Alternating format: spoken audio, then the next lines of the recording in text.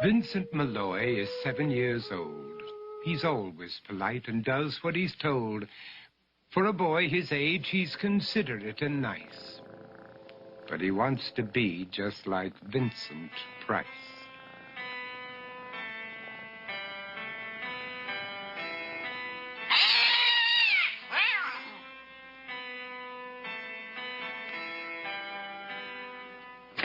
He doesn't mind living with his sister, dog, and cats, though he'd rather share a home with spiders and bats.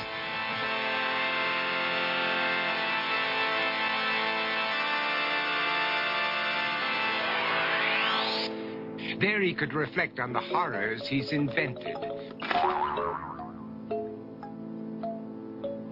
and wander dark hallways alone and tormented.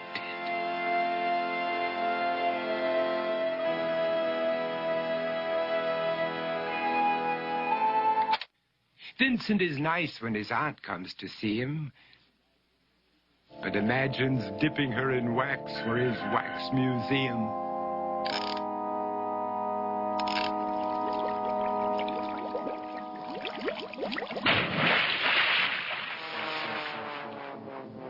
He likes to experiment on his dog, Abercrombie, in the hopes of creating a horrible zombie, so he and his horrible zombie dog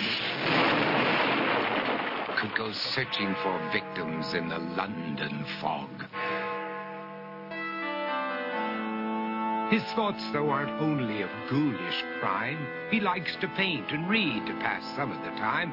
While other kids read books like Go, Jane, Go, Vincent's favorite author is Edgar Allan Poe. One night, while reading a gruesome tale, he read a passage that made him turn pale. Such horrible news he could not survive, for his beautiful wife had been buried alive. He dug out her grave to make sure she was dead, unaware that her grave was his mother's flower bed. His mother sent Vincent off to his room. He knew he'd been banished to the Tower of Doom, where he was sentenced to spend the rest of his life alone with the portrait of his beautiful wife. While alone and insane, encased in his tomb, Vincent's mother burst suddenly into the room. She said, "If you want to, you can go out and play. It's sunny outside and a beautiful day."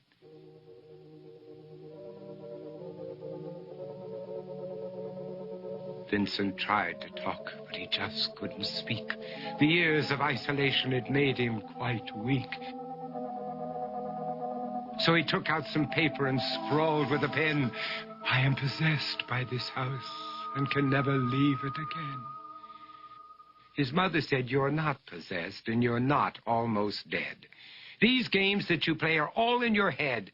You're not Vincent Price, you're Vincent Malloy. You're not tormented or insane, you're just a young boy. You're 7 years old and you are my son.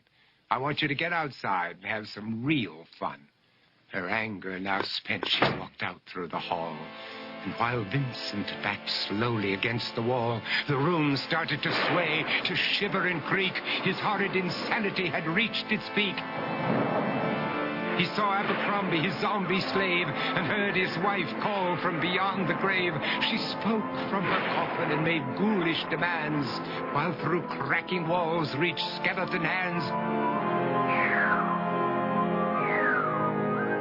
Every horror in his life that had crept through his dreams swept his mad laughter to terrified screams. To escape the madness, he reached for the door, but fell limp and lifeless down on the floor.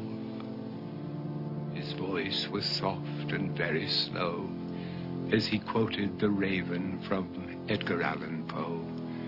"And my soul from out that shadow that lies floating on the floor shall be lifted nevermore."